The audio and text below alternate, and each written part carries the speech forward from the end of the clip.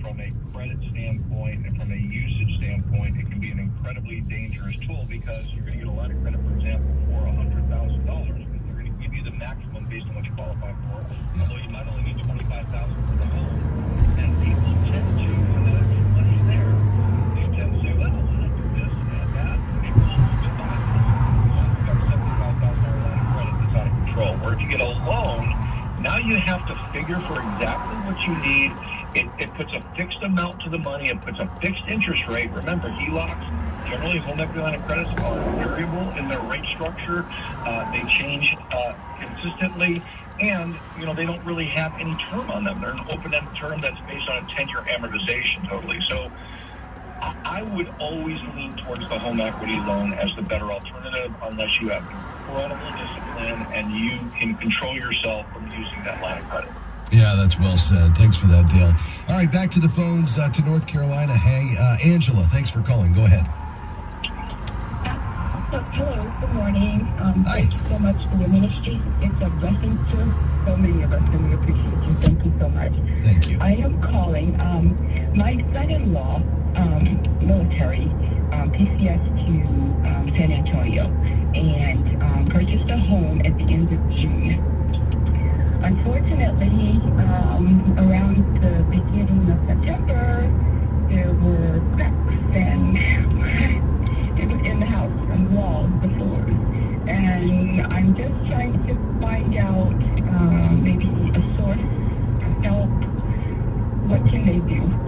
Yeah, Dale, obviously this is not something anyone wants to find, especially right after buying a home. Where would you go from here? Well, the first thing I would do is I would look back and make sure that if there was an inspection done at the time of purchase, because that isn't that long ago, I would look and see if there was any indication of that in there to make sure that there's not some kind of liability on the part of that. Second, I would look and see if you have any kind of a homeowner warranty. Sometimes you have those when you purchase a home, and if that's the case, you may be able to file a claim on that. Outside of that, if let's say they didn't have an inspection and you don't have a warranty, now you're probably just having to deal with fine contractors and get some different bids so that you can get the best deal on it. I don't know that there's any recourse that you have, particularly if you bought it as is. When you buy it as is, that's what you're doing. You're buying as is. So I would look back at your paperwork from when he purchased the home and just make sure that there wasn't anything that was left out or anything that was overlooked that should not have been overlooked. That you have a claim on. Yeah, I think that's great counsel. I would say also make sure you get at least 3 bids. There is so much discrepancy in this area. Some folks, could come back $30,000, $40,000, $50,000, whereas somebody else may have a way to do it for 10. So you definitely want to get a number of contractors in there. Obviously, you want them all to be reputable with good reviews, but you definitely want to get more than one. Angela, sorry to hear about that situation, but appreciate you calling today. To Iowa, hi John. What's your question for Dale Vermillion? Good morning. I got a question about reverse mortgages. All right. Kind of wondering on where the companies come up with the number that they say your house is either worth or what they're going to give you. Is it going by an assessor's value, or are they looking at comparables and that type of thing? And I know that you have to keep up with the taxes, insurance, all that, the maintenance. But I mean, again, when it comes time to leave, I mean, are they looking at, hey, your furnace is 20 years old, we're going to book you, we're going to bill you for a new furnace before we, finish off, or how does that all work? Yeah, Dale, your thoughts? Well, in the reverse mortgage market, they use the same kind of ratios that you use in the typical mortgage market. It's called the loan-to-value ratio, where it's based on a percentage of the value. I think the last time I looked, reverse mortgages, you're probably looking at about a 35% loan-to-value ratio. So in other words, you can only get your loan up to 65% of the value of the home is typically where you're going to see. And then once you do that, yes, can have an escrow set up. If you don't have an escrow set up for tax insurance, you're going to have to make sure you maintain those because they'll be notified of that. They generally are going to require that. But I'm not aware of any situations where they've come back at the end and looked at things like, roofs, water softeners, furnaces, whatever. It's just like any other mortgage. They're betting on the front end that if for some reason they have to take that property back, they've got enough equity to cover all of those things.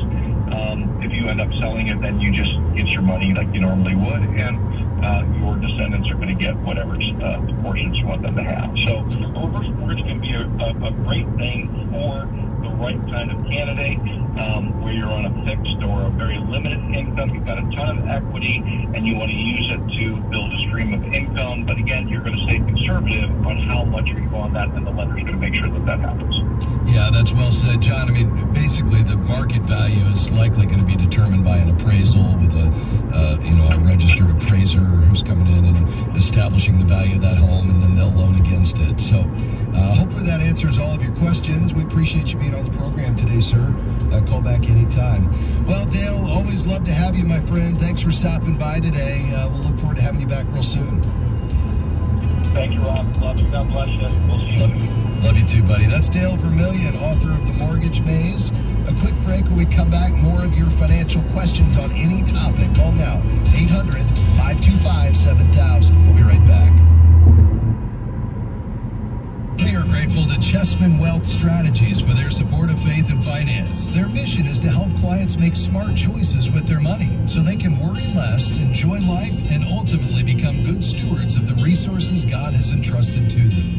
ChessmanWealth.com.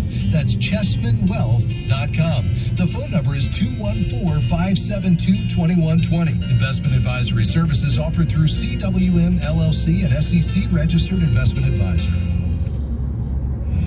Washington Watch advances a culture where human life is valued and religious liberty thrives. Hello, this is Tony Perkins, host of Washington Watch, right here on the American Family Radio Network, inviting you to join us each weekend for the weekend edition of Washington Watch for the latest from our nation's capital on what is happening as it pertains to faith, family, and freedom. You'll hear from policymakers, congressional leaders, and others each day, 4 p.m. Central Time. Be there. We are grateful for support from Sound Mind Investing in the Faith and Finance program. If you have money in a retirement account or just a general investing account, you know the stock market can sometimes seem like a roller coaster. But it is possible to enjoy both profit and peace of mind in investing, no matter what's happening in the market. You can see a short video webinar on that topic at soundmindinvesting.org. Since 1990, Sound Mind Investing has sought to offer financial wisdom for living well. soundmindinvesting.org. Are you searching for a way to become a better, faithful steward of the resources that God has given you?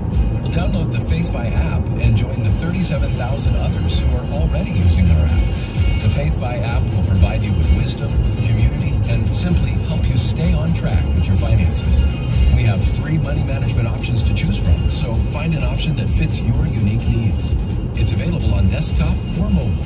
Simply go to faithfi.com and click App to get started.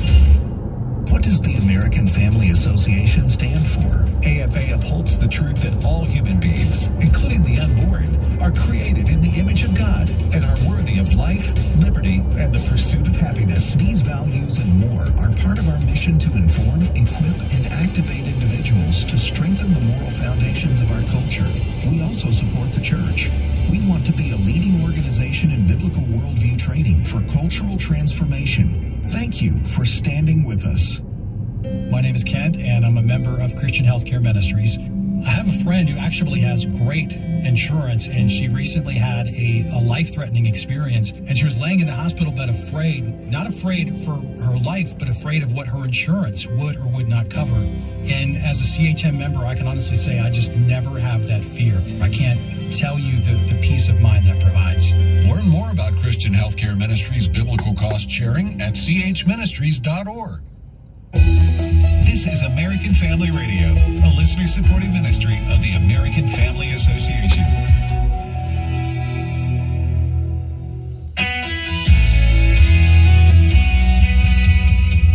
I'm so thankful to have you with us today on Faith and Finance here on American Family Radio. Looks like all the lines are full. If you get a busy signal, just keep trying. We'd love to get your question on on today. We'll get to as many as we can.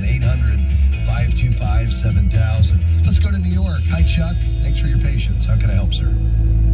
Gentlemen. Hey, quick question. I have most of my retirement money with a financial investor, and he has probably half in bonds and the other half are in, I think, mutual funds. I don't even pay much attention because he's a friend of a friend, so I trust him. All right.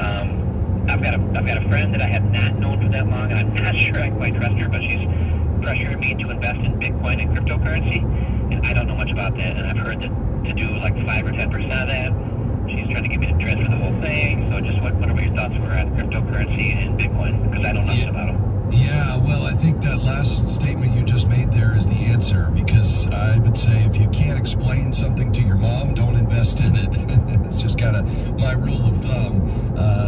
There's the biblical approach to growing God's money is akin to steady plotting is the term that God's word uses. And these highly speculative investments, I think, for most folks really don't have a place. Now, if you were to say, listen, I understand the risk, I understand what I'm getting into, and I want to take 5% of my portfolio and put it into something that has the ability to, grow radically, even though I could lose it all, I would be comfortable with that. I probably wouldn't go over that, but I think for most folks, this is just not an area to invest in.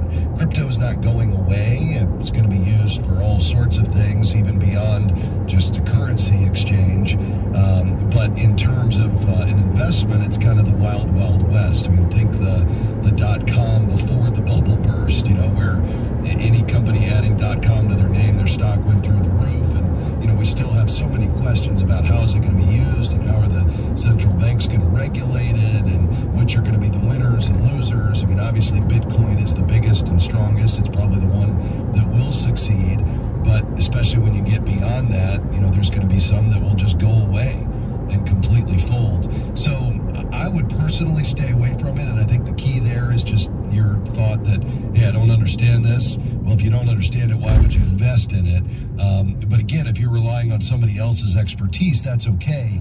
But I would still put this in the most speculative risk category. And because of that, I would either say stay away from it or don't go above 5%. Does that make sense? Oh, it makes perfect sense. Yeah, that was my thinking. I just wanted to, get Absolutely. About that. Yeah, no problem. Thanks, Chuck. Call anytime. God bless you, sir. Let's go to Ray, our next caller. Go ahead. Good morning, Rob. Thank you for your call. Thank you for letting me on. Yes. I'm 66 years old, and I'm starting to think about the 72 where the federal government requires me to take out money from my 401k, RMD. I just started taking $2,500 withdrawal a month, and my question is, I am giving 20% of that to the federal government for tax, and I'm thinking that will cover it. What I'm looking to avoid is a tax burden at the end of the year, and when I start withdrawing money, I'm also looking at possibly purchasing a house within the next year, and I don't want to pay interest to the bank, so I'm going to want to take a withdrawal from my 401k in one lump sum to pay for a house.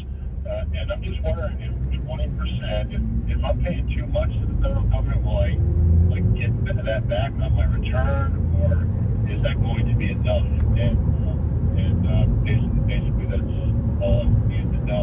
Yeah, very good. A couple of thoughts here. Number one is that required minimum age is continuing to increase. And so come 2024, it's going to be up at 73. It's ultimately headed toward 75 in 2033. You'll obviously hit it before it gets there. But you still have a number of years before you're going to have to take a required minimum. So in your case, you're really just looking at elective withdrawals that you're taking for specific purposes, in this case to buy a home. Is 20% going to be enough? It really just depends on what your adjusted gross income is, and what tax bracket you fall into. And so I would, probably look to connect with a CPA just to help him, or, have the CPA help you figure out where you fall. Most folks, if you make under $200,000, you're probably in the, somewhere in the 22 to 24% bracket, obviously before deductions and so forth. But so that 20% is just absolutely. It'd be like, any kind of tax withholding that you have, it's an anticipated or expected withholding based on what you think you'll owe. If you end up owing less than that when you file your return, the government will give it back to you. You would have, in effect, given them an interest-free loan. If obviously you owe more, then you would have to write a check at tax time. But I think that 20% is just a good kind of starting point for most folks. And, with where the tax rates are now, between now and 2025, when the Tax Cuts and Jobs Act expires and the rates will go back up, that 20% is a pretty good number for most folks after they take out the standard deduction and so forth. So I think you're probably good there. I think the only consideration would be if you're taking a significant sum of money, number one, is that the right thing to do? Are there any other ways to do it without pulling that money out of your 401k? Because the purpose of that money is to continue to grow and compound, so you've got it, in retirement to generate income. And obviously, as it comes out, it's gone. It can't continue to grow, especially in a down market like we're in now. You're locking in some of those unrealized losses. But the other consideration is just whether you should spread it out over 2 tax years. And that's something your CPA could weigh in on to make sure that, let's say you needed $100,000, rather than adding $100,000 to your taxable income in 1 year, you could take $50,000 this year and $50,000 in next year, and that may keep it in a lower tax bracket. So that would just be something to talk to a tax professional about. Does that all make sense? It does make sense. I was under the impression that any money coming out of 401k wasn't required income, and I didn't think that was going to factor in with your total income. No, as you take money out of a tax-deferred vehicle, 401k, IRA, SEP IRA, 457, that money went in pre-tax, it comes out federally taxable. So whatever you withdraw is going to be added to your taxable income for the year in the year of the distribution.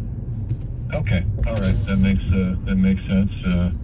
All right, thank you very much. You're welcome, Ray. We appreciate you being on the program, sir. May the Lord bless you.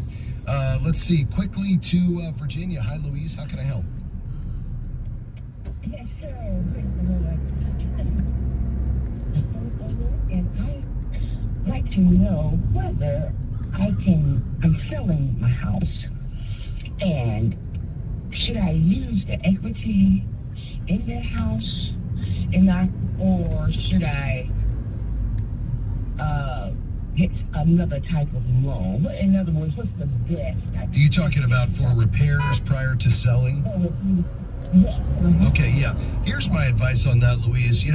When you're making repairs or renovations because it's a home you're going to live in, you approach it differently than when you're about to sell. So what you want to do is find a real estate professional, somebody who probably specializes in your area of town, somebody who you know well or somebody else can refer to you, and get that person to walk through the home with you, go over the things you think need to be done, and let them tell you which things you should do and which you shouldn't. Some things you don't want to do right before selling because you're not going to get the money back out.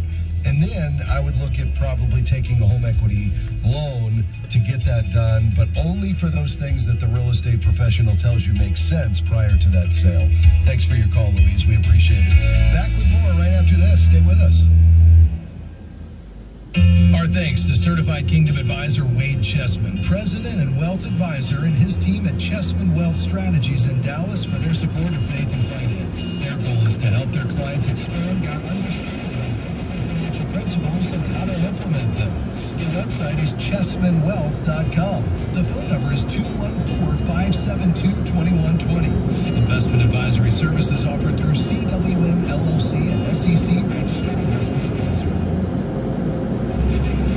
Claiming a gun for a violent crime or a murder is like blaming a pencil for a misspelled word. Not like that. That would be like a student who has terrible spelling, and he says, "We've had a rash of pencil-oriented misspelled words." Today's issues, weekday mornings at 11 Eastern.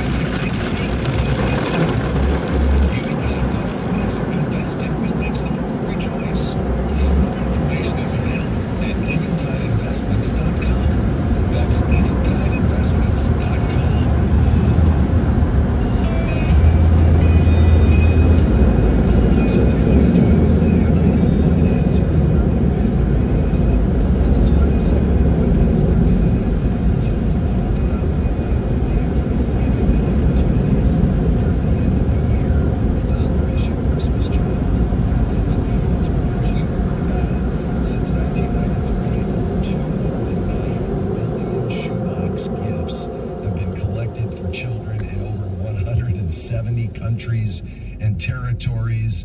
These are shoeboxes with a gift. That's an opportunity to share the love of Jesus Christ with a child in some part of the world. And this is National Collection Week. That's right, November 13th to the 20th. So this is the time for you to go to SamaritansPurse.org/OCC to learn about it, to start packing your shoebox so you can drop it off at one of the 4,500 locations nationwide. And here at American Family Radio, we're delighted to partner with Samaritan's Purse to bring awareness to this incredible ministry opportunity. And I'm delighted that we're joined today by Evangeline Franzen. Evangeline was born in the Philippines, and she actually had the opportunity as a child to receive one of these shoeboxes. Evangeline, thanks for being with us. Hi, good morning. Thank you. Good morning. I'm so delighted you're with us today. Well, I want to talk about when you received the shoebox, but first, take us back and help our listeners understand a bit about what your life was like as a child living in the Philippines. Yes, of course. My name is Evangeline Franzen, and I grew up in Cebu, Philippines. I grew up near a dump site where it's, you know, we know dump site is like mountains of trash, and just this beautiful island in Cebu, Philippines, but in the middle of the island is this huge dump site where all the waste materials from beach resorts, actually we have the second largest international airport in the island, and imagine those waste materials would be dumped in the dump site. And so it's beautiful, but it's, you know, there's a dump site in the middle of it, and so that was like part of my childhood memories. Smoke coming up from it every second of the day, black smoke, and my family, we were really poor. My dad wasn't around much, and so my mom had to go to the dump site to look for things so we can buy food for dinner, for breakfast and lunch, and sometimes we don't have food to eat, and so my mom would just ask us for children to go to bed hungry, and so that was basically part of my childhood memories, and that's where I grew up.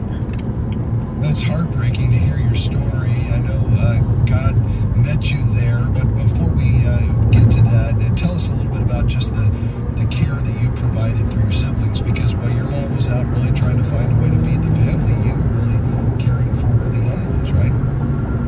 Yes, so I am the second in the family, and at that time my mom had to take care of 4 children on her own. So when my mom and my older brother go to the dump site, I babysit my 2 younger siblings, and so they would go to the dump site, and I would take care of my 2 younger siblings, and my older brother and I skip school a lot because sometimes we do not have food, and sometimes, you know, mom needs help. So that was kind of like my job to make sure that the 2 younger siblings were taken care of, and sometimes, you know, that was just like the life that we were part of at that year. So yeah. Wow. Yeah.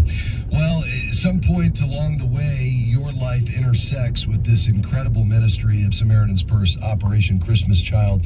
Take us to that day that you got your shoebox. Yeah. So